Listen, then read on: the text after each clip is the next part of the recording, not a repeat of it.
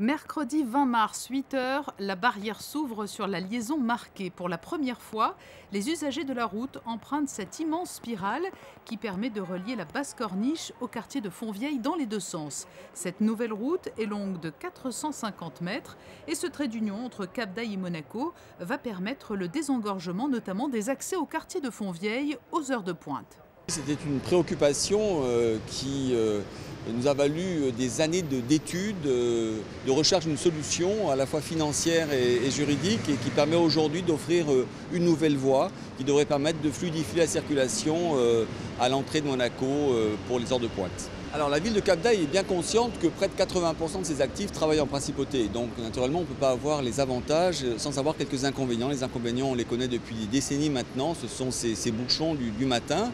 Mais des solutions comme celle-ci permettent justement d'en diminuer les impacts. La liaison marquée s'insère à l'intérieur d'un bâtiment construit sur 7 niveaux. Elle permet aussi l'accès à un nouveau parking, le parking de la ZAC Saint-Antoine. C'est une opération très importante de démarrage de l'ouverture de l'ensemble de la ZAC Saint-Antoine qui, comme vous le savez, a été intégralement financée par la Principauté de Monaco et ce pour un montant de plus de 200 millions d'euros. Cette ZAC, comme vous le savez, comprend notamment des équipements publics et des équipements publics importants pour la Principauté de Monaco, puisqu'il y a ici gymnase, double gymnase, il y a donc également une école pour la commune, il y a un parking de 655 places, dont 350 sont réservées pour les CHPG, et parmi ces 350 places du CHPG, 200 pour les personnels, notamment du centre gérontologique Régnier 3. L'ouverture de la liaison marquée s'inscrit dans le nouveau schéma de circulation du quartier de Fontvieille. Elle va avoir des conséquences sur les sens de circulation de la rue du Gabian et de la rue de l'Industrie. On parle de ce quartier-là, mais ça va avoir des implications complètes sur la Principauté parce que, pour vous donner quelques chiffres, aujourd'hui, sans la ZAC, enfin hier on va dire, sans la ZAC, on avait environ 2300 véhicules qui venaient le matin, en l'espace d'une heure.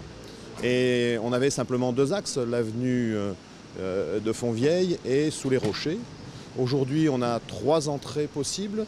Donc grâce à cette nouvelle entrée et sortie, on va soulager l'avenue de Fontvieille, on va soulager énormément le quartier de la Condamine le soir et les tunnels du Rocher, ce qui va être très intéressant aussi pour fluidifier l'ensemble des quartiers qui juxtaposent Fontvieille.